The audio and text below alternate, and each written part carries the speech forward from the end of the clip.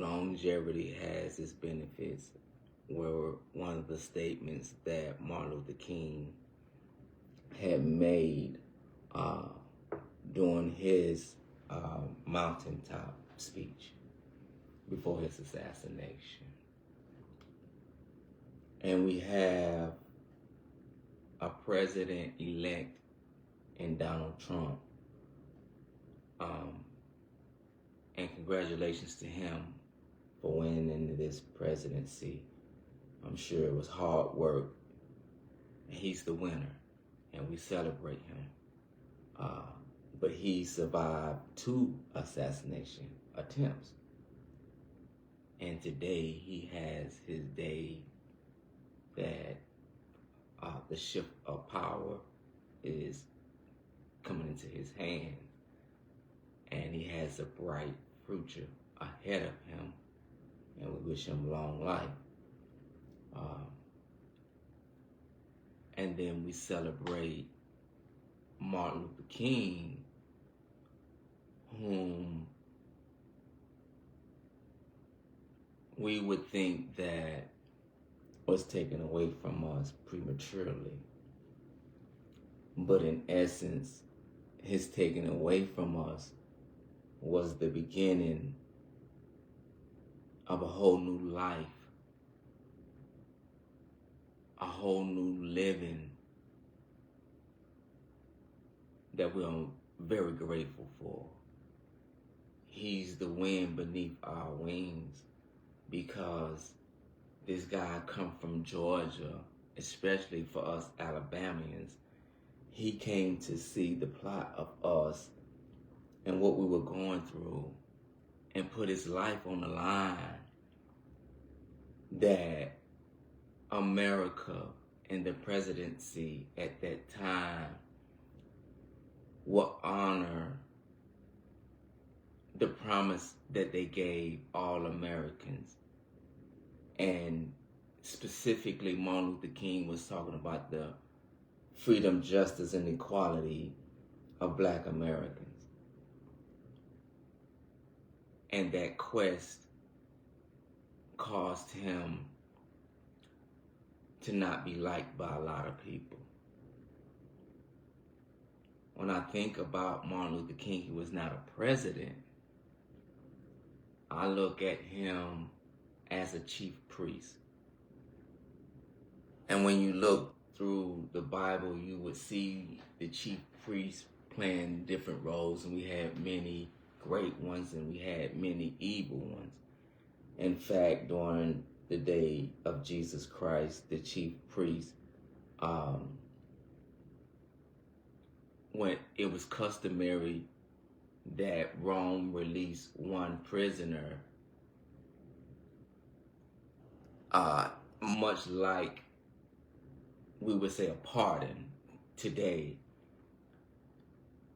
So Rome was in power and God's people, the Israelites, were under the Roman rule, and the king, the president at that time, was asking, who do you pardon? That would have to go through the chief priest, right, for that particular people.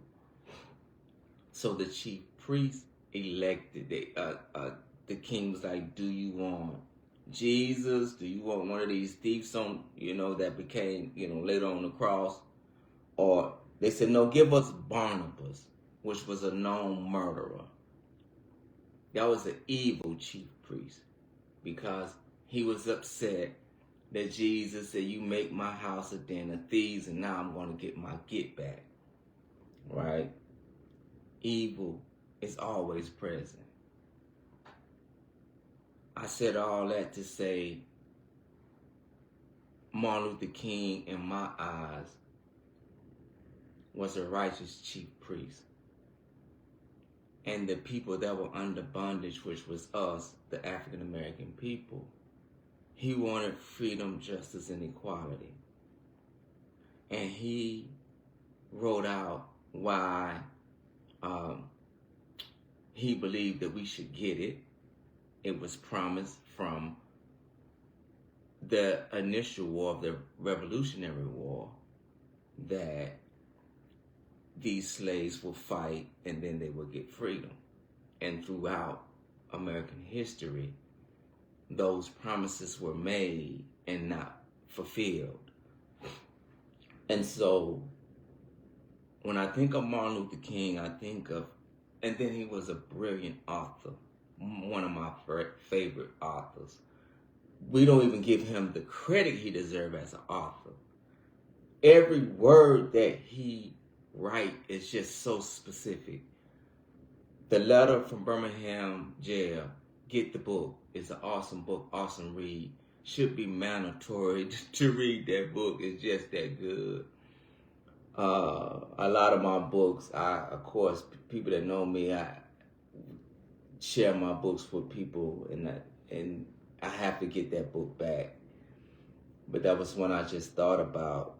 Was a really, really great read, and I recommend it to anybody to really see how brilliant of an author he was. Not only, we know him as a preacher, we know him as a civil rights leader.